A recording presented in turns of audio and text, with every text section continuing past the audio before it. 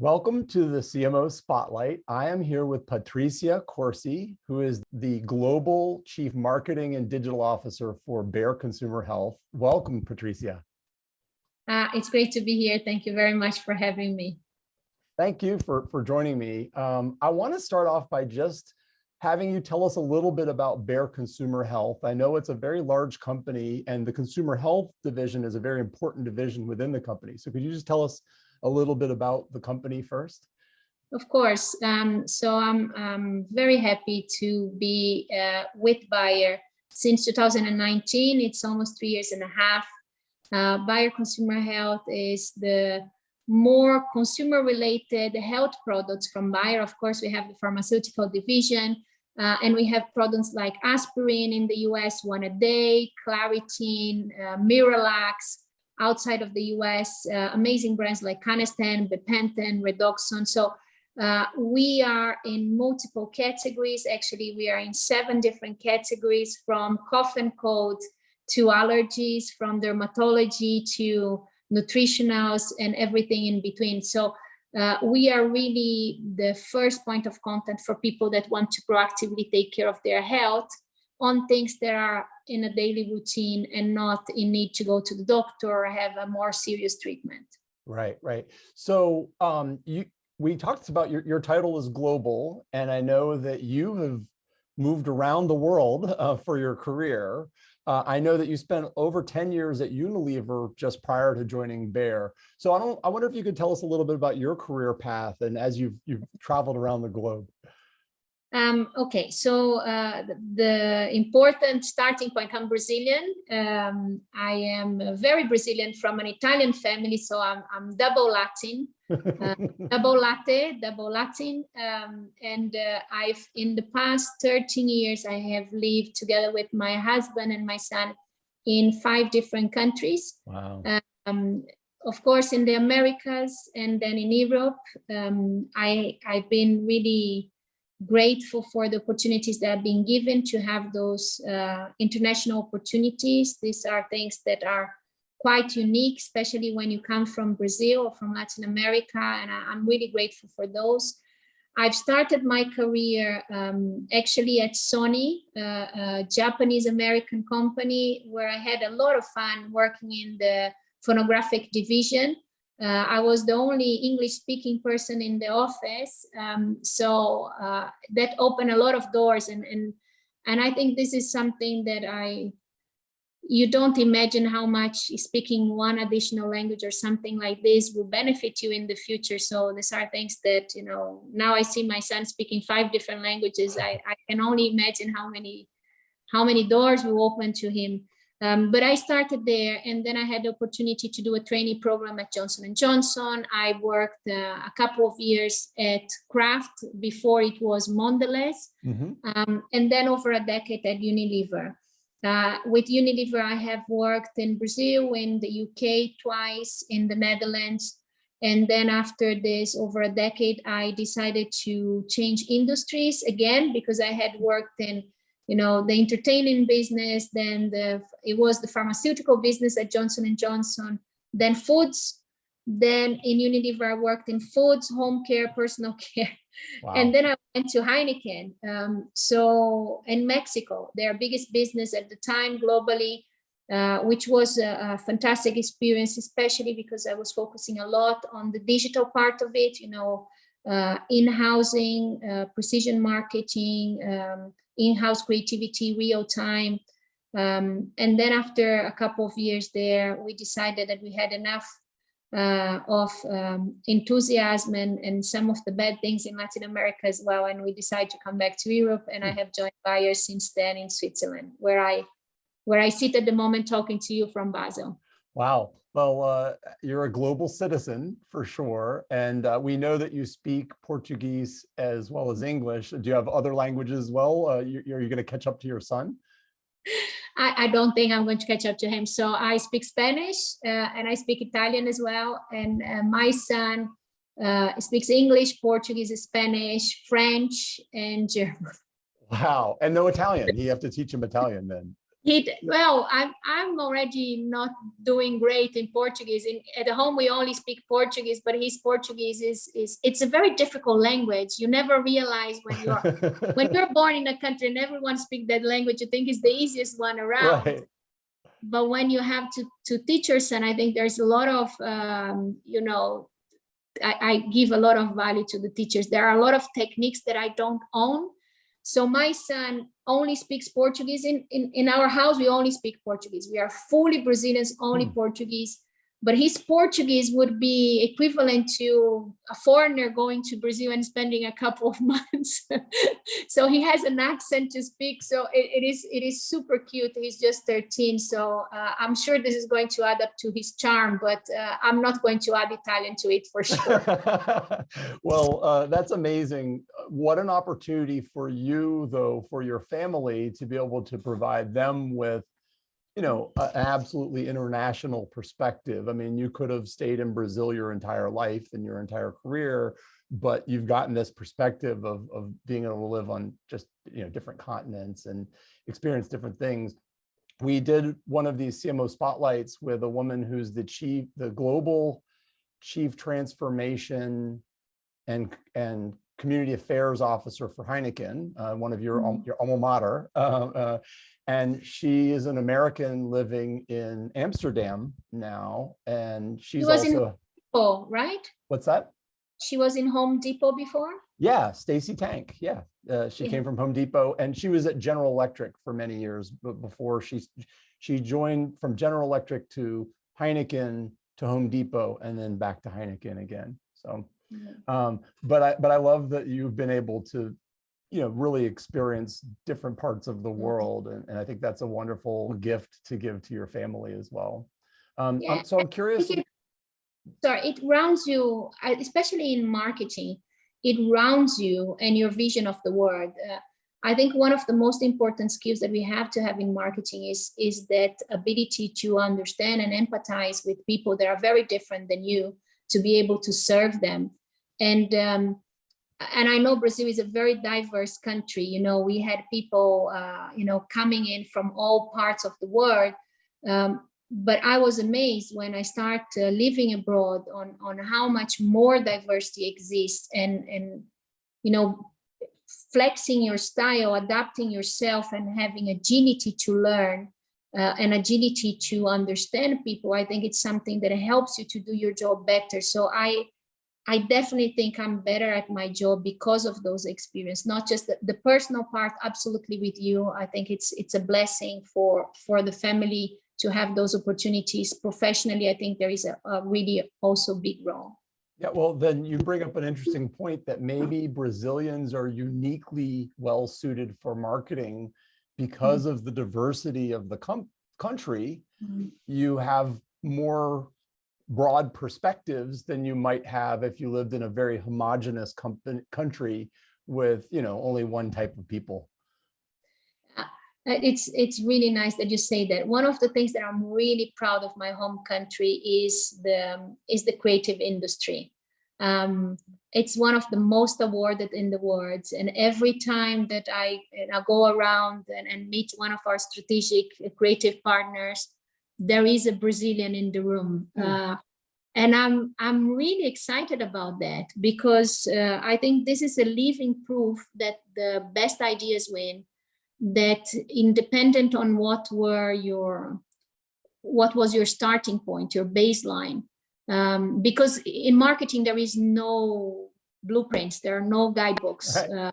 You don't get, if you get, like the chocolate factory, if you get the golden paper, then you get a row. No, it's all about creativity and ideas and enjoying, being curious and being, full of options. And I think we really do this well. But look, I think it's also a factor of the environment. When I was younger, I remember there was a year where I realized that going back, we had 5 different currencies in one decade. If you are in the US, US dollars, and that's it. So I don't even remember the name of the currencies we had in my lifetime. Wow. So if you're not agile, if you don't adapt, if you're not curious to understand what are the options, you really don't get ahead. So I think it's also, I think we strive into constraints. I think that's great. So your role is both marketing and digital. And so I wonder if you could just tell me a little bit about your role, maybe about your organization, your team, but also what are the different functions within your team that you're most focused on? Yeah, so I'm the proud leader of two separate distinct areas. So one is the category area. So in my team, I have the heads of all our 7 categories. We have 4 of them based out of the US, 3 of them based out of Europe. And then I have the centers of excellence, where we have a marketing center of excellence, a digital center of excellence, a sales customer-centric center of excellence, and we have insights and analytics as well. So these are, of course, the categories work together with the countries to decide the strategy for the categories, to provide the inputs and really drive the innovation pipeline and plans and everything related to the brand mixes. And the centers of excellence, these are the parts where we really build capabilities and skills for the whole of the company globally, being sales, digital, or marketing. Additionally to that, from a digital perspective, I had the digital transformation program for all the functions. So if it's marketing, sales, if it's product supply or R&D, I oversee the whole program. And this is a super exciting opportunity, because one of the traps when you have those roles separate is that there is sometimes a dispute or disagreement between the two. And this can hold the plan behind, right? So there is alignment that needs to be done. I don't need to align with myself between CMO and CDO. It's right. One person, one budget, and off we go. So I thought that was really, and this was one of the main reasons why I also decided to take this opportunity, because I thought it was really an exciting job. That's fantastic. I think having those different roles together, when sometimes there's tension, it means that there's alignment because one person owns both groups. So I'm going to shift gears. I'm curious if there's a piece of advice that you either wish that you had gotten early in your career, or maybe one that you would give to somebody that's very young in their marketing career. Can I do 2? Yes. Yeah. So I think the first one is general, and the second one it's more female driven or more minority driven as a Latino woman. The first one is general, that is, make sure that since very young age you surround yourself with mentors and sponsors, and you nurture them, and you don't look at them only when you need them, when you feel like you need them. You don't know what you don't know, and there are so many people. When you are a young up and coming talent, high potential, there are a lot of people that will be willing to give you advice, to give you a little bit of share their experience very generously. Don't be arrogant. Take them and nurture those relationships and care for them. This is something that will really make a difference. I see the benefit of mentoring people, but how much I learn from them as well. Sometimes people don't realize that the mentors learn a lot, the coaches, the supporters. I keep learning and learning. There is one of my mentees that is a superstar in digital, and the other day I said, oh, I need a personal advice. My son is really onto this platform. Do you know how I can help him? Because, a 13-year-old boy, this is part of how I communicate with them, right? Of course. So this is one of the things, but it helps me to keep myself fresh on how to motivate, what are the things that are important for this new generation. It's very different than when I start doing marketing. So this would be the first one. And the second one is, and maybe it's a Brazilian thing, but the other day I was talking to another mentee that is from Asia, and she said it's the same on her home country. Women tend to be sometimes too competitive, and not understanding at the beginning of their careers the benefits of collaboration and sisterhood. And maybe because, you know, there is this link between men and sports and the things that you do after the office and etc. And women don't quite have that. I think we miss a lot. I am much better as a person and as a professional because I have a wonderful set of friends, all women, that are in this journey with me, not competing with me.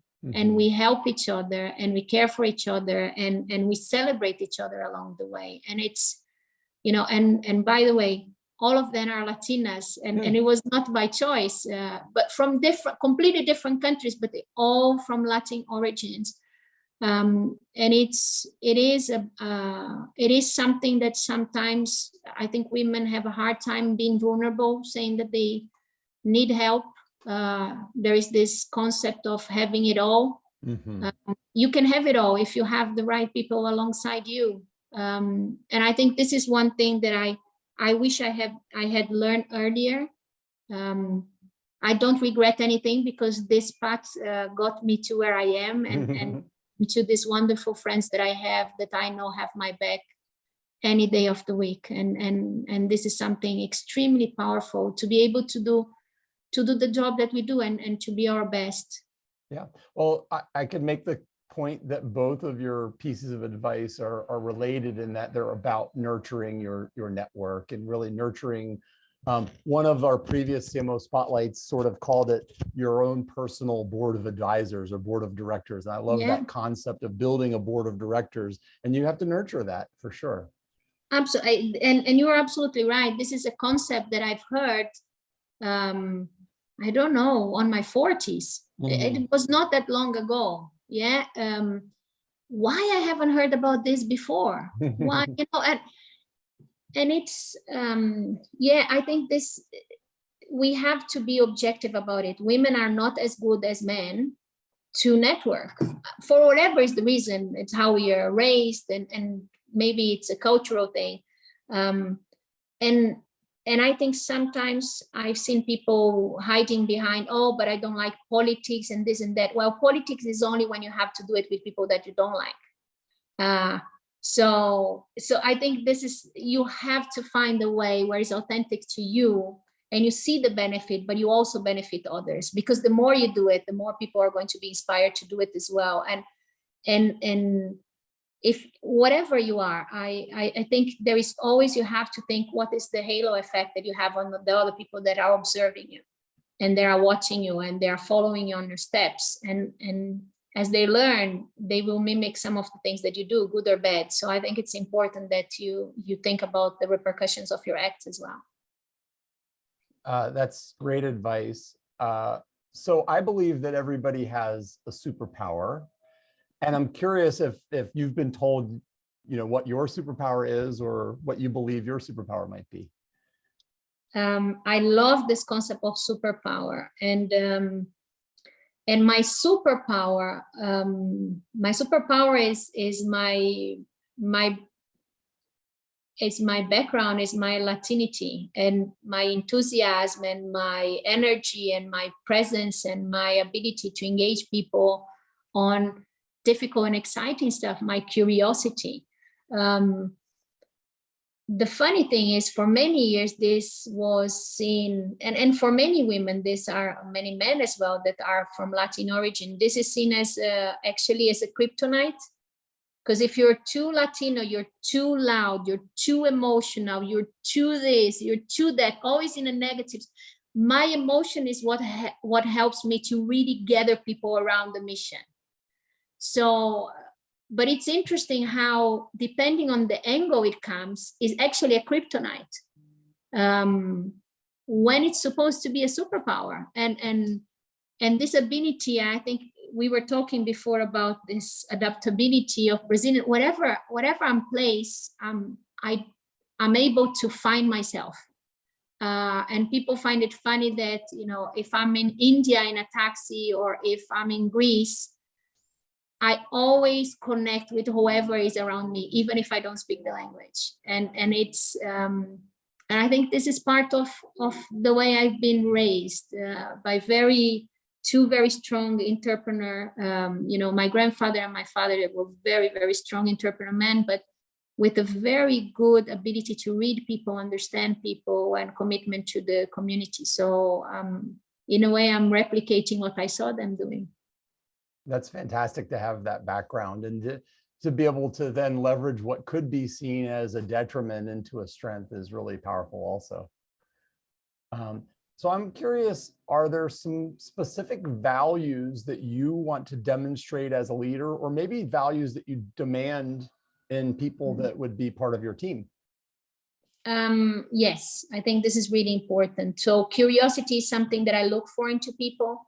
I think, you know, that ability to be interested, to want to know more, to want to hear more about something. I find it extremely important in this area. Openness is a second one, not just to accept and learn new concepts, but to accept and understand different people than you. We cannot be great at what we do if we don't have that openness to challenge a little bit the concepts that we've been raised with. There is another one for me that is, I wouldn't say it's a mandatory, but it's something that I admire a lot, that is courage. And it has to do a little bit, you know, living abroad is one act of courage. You know, you step completely outside of your comfort zone, going to a place where you don't speak the language, where, you know that people will try to, you know, sometimes find it funny the way you speak, and what you eat is different, the way you behave is different. So I think these are the things that are really, really important to me, you know, in the office. And I don't believe we have different values in the office and at home. So at home we are the same. And there is one additional one, that is respect. You know, and not respect in a hierarchical way, but respect in a way that it links really well with listening, wanting to understand, seek to understand first before judging, and all of this. And these are things that we do at home that are really important to us. And I do the same in the office. I love that. So I got curiosity, openness, courage, respect. Yes. Perfect. So I want to shift gears a little. So Setup, my company, exists to connect and empower marketers. And that often means connecting brands and marketing agencies together. So we're not an agency. We're not on the client side or on the brand side. We sort of live in that space between. I'm curious just generally how you work with agencies, or if you have a philosophy about working with agencies there at Bayer, or even at your past lives in Unilever or before that. Very good question. And I think and there is some magic to that, to unlock performance, to unlock the power of what we do. I believe in relationships that are transparent, that both put effort to make it a long term. I don't get super excited about doing pitches. I never did. Yeah. I feel almost like it's a failure. Yeah, and from both ends, because the responsibility is from both parts, right? So the way we call our partners is, we call them strategic partners, and we have not a lot of them. We have decisively chosen the ones that we think are the ones for us to win together. We are good for them, they're good for us, and our goal is to increase our business together. The better we do, the better they do. And this principle of doing well together is really important for us. The other thing that I have implemented is a much stronger communication open line with them. Every 3 months, a newsletter saying how we are doing in terms of performance, which are the challenges that we have, which are the opportunities that we have, because these are the only ways that we can really have a connected relationship. If we do relationships only on a briefing base, we are really not having a relationship. We are having an ad hoc project management engagement. Yeah. Relationship for me is when, you know, because they see and I communicate to them our challenges, the things that we need to do differently. Eventually, you know, every once in a while, somebody sent me a WhatsApp saying, look, I have a solution for that problem that, you know, do you want to talk? And of course I want to talk. So they never received the briefing, but we are connected. They know what we need. So this was a really big transformational change for us in terms of how to manage. I think it was before much more ad hoc, much more transactional.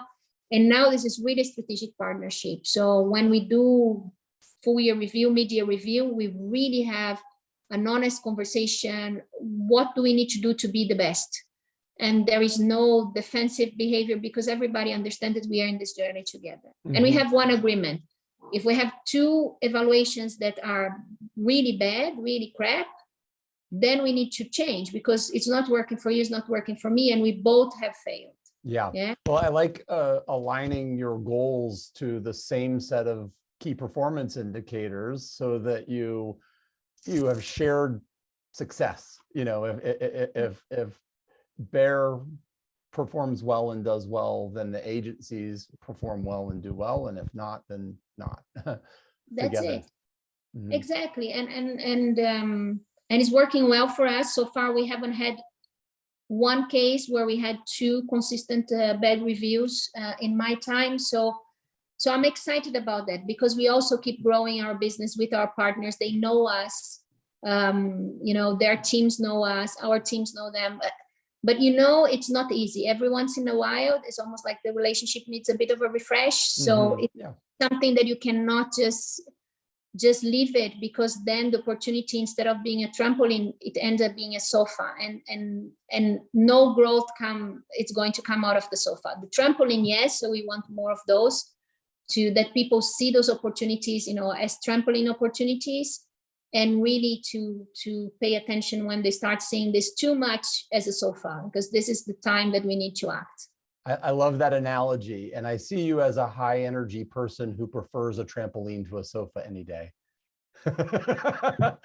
Absolutely. Absolutely. So I'm wondering are there certain disciplines of marketing that you feel you would usually want to keep in-house because they're really crucial for you to keep as part of your team? And are there certain disciplines that you feel you really appreciate outside perspective and want to have, you know, agency support or partner support on? Yeah, so I'm a big fan of marketing, the marketing team being extremely good at the foundation. So I know some people find it boring, and I think the first and foremost important job of a marketeer is to domain the piece. And how many, you know, if you are already into the 7 P's, like, you know, or if you are in the 4 old P's, but you have to have that domain. If you're not good at proposition, if you don't understand how to write a concept, you know, insight, reason to believe, benefit, you need to get good at that. So this is a super important skills and capabilities, because, by the way, that insight is going to go into your briefing. So you're never going to be good at the other part if you don't understand that. Pricing is one that I think people very currently are just looking at the research to make the decision for them, instead of really understanding how to do strategic pricing. And I think this is one that we are recuperating, the art of doing strategic pricing and understanding the benefits, the brand strength, you know, all the opportunities within the market to reach up and to reach down, because there is a great opportunity to do low income access in health specifically. I think there is a great opportunity for us to be much more available and to increase our availability to consumers that are today not able to reach our products. When we talk about things related to precision and programmatic, we've been working, we have adaptation agencies that work inside our offices. Oliver is one of them. And we have different models in the US and the rest of the world. But this is something that, you know, for the team to be able to really make the most out of them and their skills and capabilities, they need to be really good at the foundations, communication, you know, promotion, etc. And this is one thing that in the health industry, there was not as much opportunity for marketeers to develop as much as if they were in FMCG. Because in FMCG, the fast pace gets you to do more stuff, make more mistakes probably, and learn more from mistakes. In consumer health, there is a less amount of launches in the past, less amount of commercials and innovation. Therefore, you didn't dare to make a mistake, so you were not as bold as you can, so you don't stretch that opportunity, and you make less mistakes, which means that you learn less as well. So there are a couple of things that for me, we need to make sure that first we get all the skills and capabilities in-house. And then for the things that we are okay to collaborate, I'm very, very good in terms of collaborating with other partners. There are things I want to own the strategic thinking for the categories. I want to own the understanding on brand equity. Now how we do and connect with the consumer, the channels, the mediums, I'm very open to collaborate, because we don't own the end-to-end channel. And I think sustainability is another area where we need to partner with others to be able to provide solutions. Diversity and inclusion is another one where we partner with others, like the Stereotype Alliance, who we partner with to really understand, because the other thing is we can have those capabilities built up from the inside, but it will take much longer for us to make an impact. So in these cases, we partner with outside and we accelerate our impact. So I'm curious if there's a marketing program or a campaign that you've done either at Bayer or Unilever or one of your past lives that taught you a great deal, or a lesson that you needed to learn, either because it was a huge failure and it taught you something very valuable, or it was a huge success and you want to try to build on that? I will give you one example of each. I will start with one failure. When I was in Mexico, there was an insight, a moment of aha on diversity and inclusion, which really impressed me, that in Mexico, even though most of the population is Mexican, there was a high level of discrimination according to the tonality of your skin, because you could be more seen as an Indian related, a native Mexican, or more European related. And there was a whole set of discriminations if you're more native Mexican. And we had one brand at the time that was called Indio. And the logo and the representation was this very proud emperor. And it was really something that commands, admiration. And he was, of course, a native Mexican. Right. And we look at that and said, this is the perfect brand. And it was a dark beer. So this is the importance. So even the product feature, it really, so I said, okay, we are going to use that brand to help to stop this, right, judgment and prejudice. And we had it all done. And it was a precious purpose-driven campaign. And I think 1 week before we launched, the agency that was doing all the preparations, there was a sentence in Mexico in Spanish that was in a t-shirt that we are going to use, and it was something that it was very Mexican.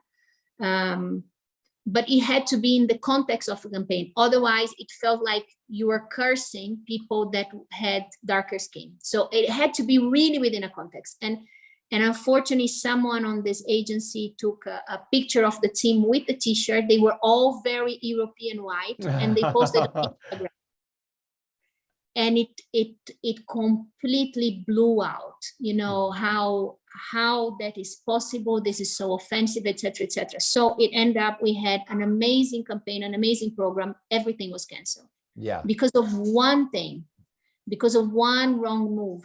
It was so sensitive. And And on purpose, I think my big learning there is because everyone, when they talk about failures on purpose, they remember the PepsiCo Kelly Jenner campaign. Right. Handing out Pepsis to solve racial and racial injustice or something. Exactly. Yeah. So I have I don't think it was a good thing. I have my mind is the following. It's really tough to do purposely led campaign because you don't have 100% rightness on anything. Right. And I have admiration for the ones that try. I think, of course, you expect a big brand with a lot of resources and to have a good cross check, but you have to try on purpose. If it's authentic to you and you make a mistake, you apologize and you have to try if it's authentic to you.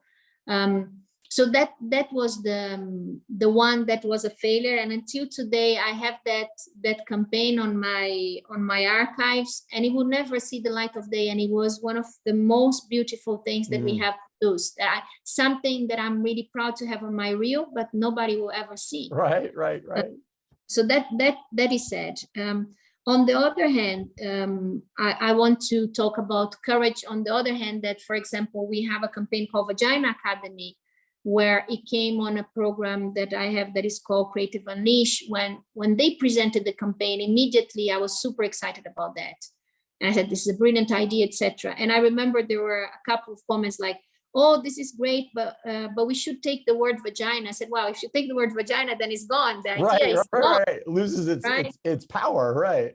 Exactly, because we have a product for intimate health, and we know that 60% of the women would not say the word vagina to their doctor. So how they are going to get help? They would not say to the pharmacist. So it had a purpose for that. But of course, in a room full of people that do not have vaginas, it's very uncomfortable. Right. Even for me, in where I come from, I would have my mouth washed with soap. So, but I felt so strongly about it. There was so much conviction. We have never tested it. And we went and presented to the Brazilian team, and they were as excited as we were about it. And it was an amazing thing that we did. We have managed to deliver the equivalent of, I think, 70,000 classes on health education to women. We have decensored the word vagina on TikTok. So things that and now it's becoming a global campaign. But it's the type of courage that you have to have, because there was no objective fact that says this is going to be great, so it could be a completely disaster. So I'm really proud of that, because of the way the brand team has embraced this idea, very bold, courageous idea. The local team in Brazil has implemented it like there was no tomorrow, wonderfully well. And of course, our strategic partner, Analog Folks from the UK, they were absolutely outstanding together with TikTok on making this a wonderful, wonderful service for the people that we serve. Cool. Well, I'm really excited to ask you this next question. We have a couple of questions just for fun to wrap things up. And one is, I think you probably will have one in mind. Is there a brand that you've never worked on that you really respect or really inspires you? And what is it about that brand that inspires you? Oh, there's so many to choose from too.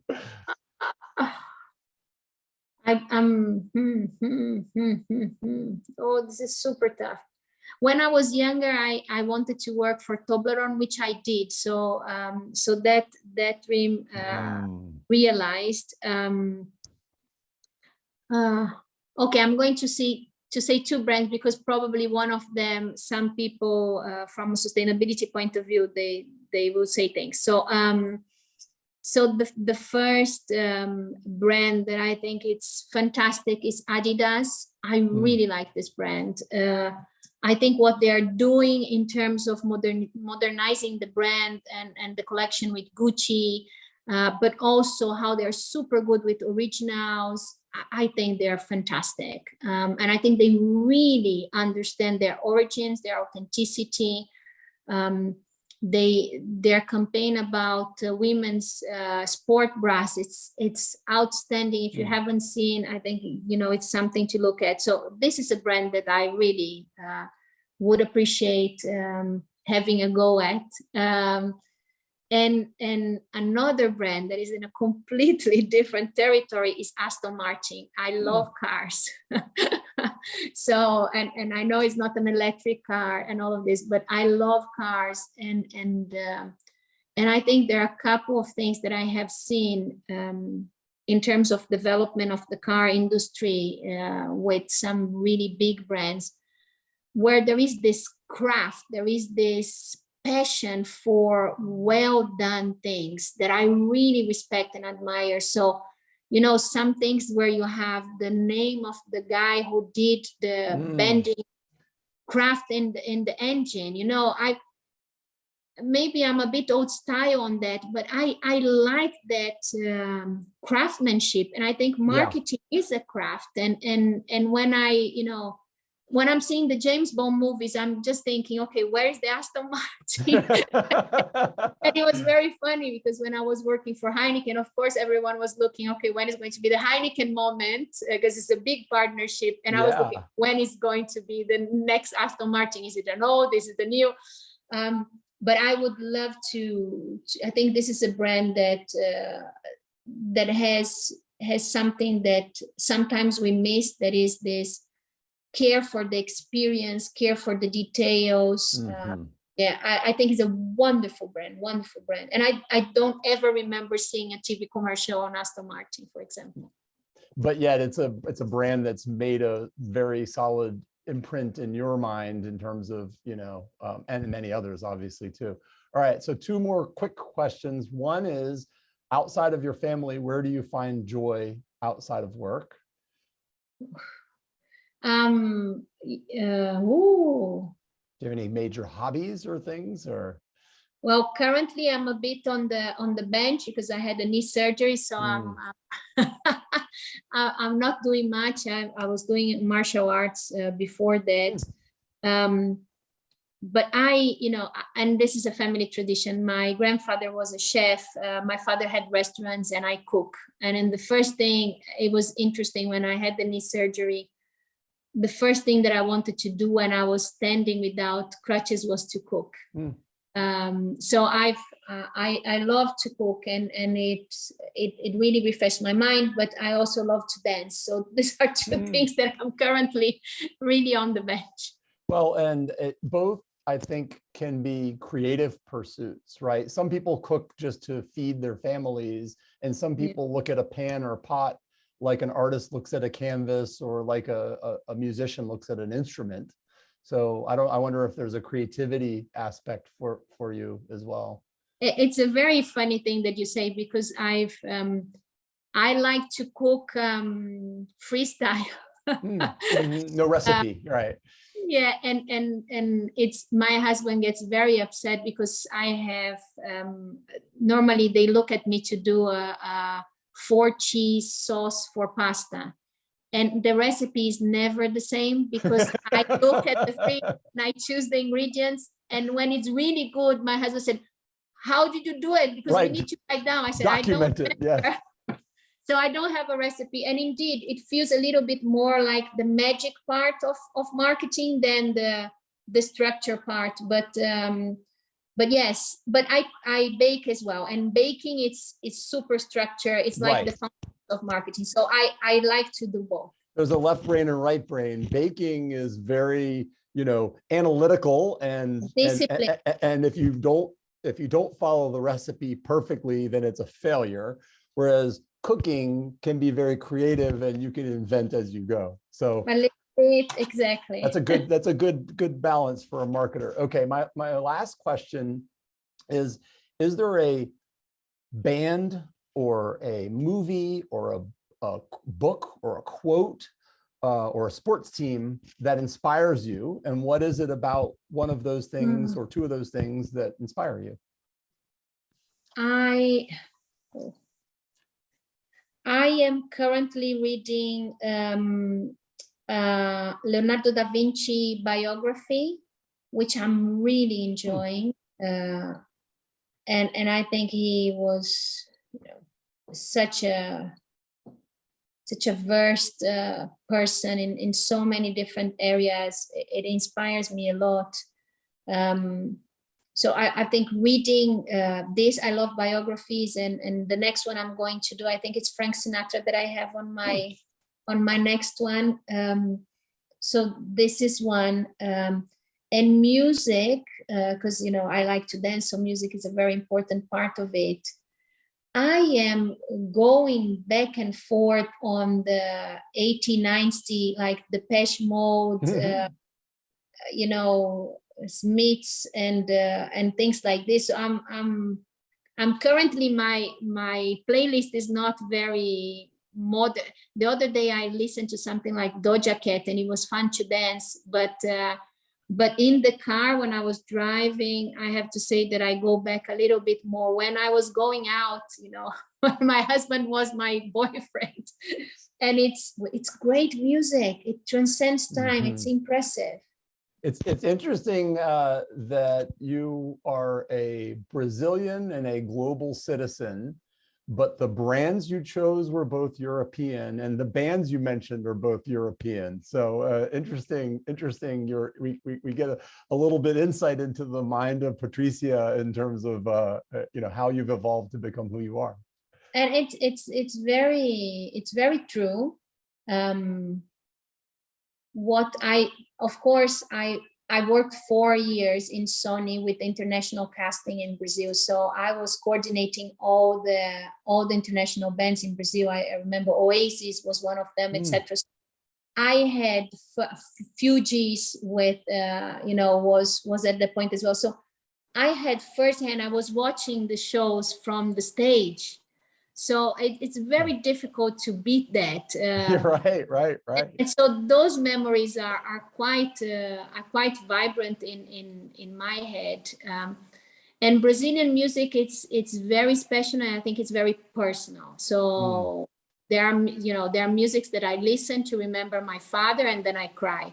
There are musics that I listen to remember when my son was in my belly, and I cry. They are all Brazilian musics, but they are super personal. They are not things that I say, okay, let me rip my heart here on the podcast and tell you all the things that make me cry. No, these are the ones that I mentioned that it makes me smile and dance and they bring really positive memories in a daily routine sense. Okay, I'm going to give you one more surprise question, which is, I want you to give us one Brazilian artist or Brazilian song that we haven't heard that we should check out.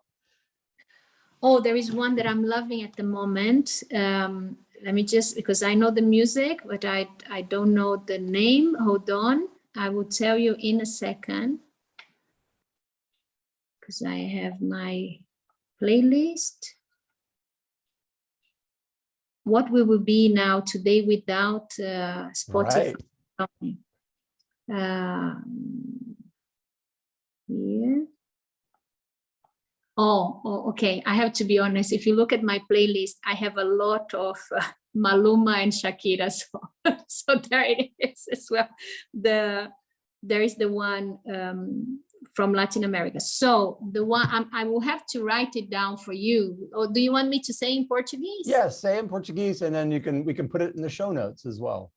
Very good. It's called Pipa Voada, and it's from a guy called Rashid, Luquinha, and MC Sida.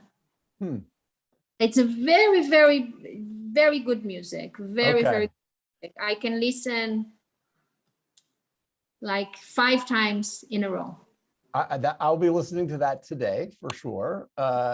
And so I want to thank you. Patricia Corsi is the Global Chief Marketing and Digital Officer for Bayer Consumer Health. This has been such an amazing conversation. Thank you so much, Patricia. Thank you. I really enjoy myself. I hope everyone else enjoy it as well, and really appreciate your very fun questions. I had a good time. Thank you. Thank you.